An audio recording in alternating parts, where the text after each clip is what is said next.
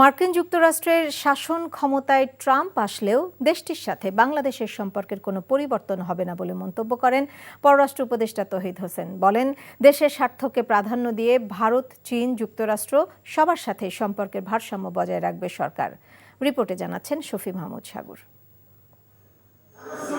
আসন্ন চীন সফরকে সামনে রেখে অন্তর্বর্তী সরকারের পররাষ্ট্র উপদেষ্টা তৌহিদ হোসেন দুদেশের মাঝে সম্ভাব্য আলোচনার বিষয়বস্তু নিয়ে নিজ মন্ত্রণালয়ে ব্রিফ করেন। জানান, সফরে গুরুত্ব পাবে অর্থনৈতিক এবং বাণিজ্যিক বিষয়াবলী। তিস্তা নিয়ে চীনের সাথে হওয়া চুক্তির নবায়নও হচ্ছে এই সফরে। প্রজেক্টে চীনের বিনিয়োগ আছে, বিনিয়োগ মানে ঋণ, প্রধানত ঋণের শর্তাবলী নিয়ে আমরা কিছু কথাবার্তা বলবো। ঋণের সুদ কমানো বা ফেরত দেওয়ার সময় বাড়ানো ইত্যাদি বিষয়ে আমরা কথা বলবো। যেটা এমওইউ আছে এই নদীর সহায়তা, নদী নিয়ে কোঅপারেশনের ব্যাপারে, সেটার মেয়াদ শেষ হয়ে গেছে। আমরা সেটা রিনিউ করার সিদ্ধান্ত আছে।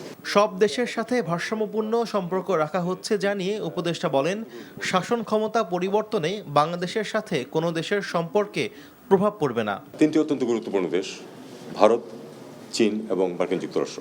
তিনটি দেশের সাথে সম্পর্ক আমাদের জন্য গুরুত্বপূর্ণ এবং আমরা অবশ্যই একটা ব্যালেন্স রিলেশন মেনটেন করব। আমরা কাউকেই অসন্তুষ্ট করতে চাই না, কিন্তু আমাদের নিজেদের স্বার্থ রক্ষা করে আমরা তাদের সাথে ভালো সম্পর্ক বজায় রাখব। মার্কিন যুক্তরাষ্ট্রের সরকার পরিবর্তনের কারণে বাংলাদেশের সাথে সম্পর্ক কোনো হোঁচট খাবে, আমি মনে করি যেটা স্মুথলি চলবে। চীনের পররাষ্ট্রমন্ত্রীর আমন্ত্রণে আগামী 20 জানুয়ারি চীন সফরে যাচ্ছেন পররাষ্ট্র উপদেষ্টা। 25 তারিখ তার দেশে ফেরার কথা রয়েছে। শফি মাহমুদ সাগর, এনটিভি নিউজ, ঢাকা।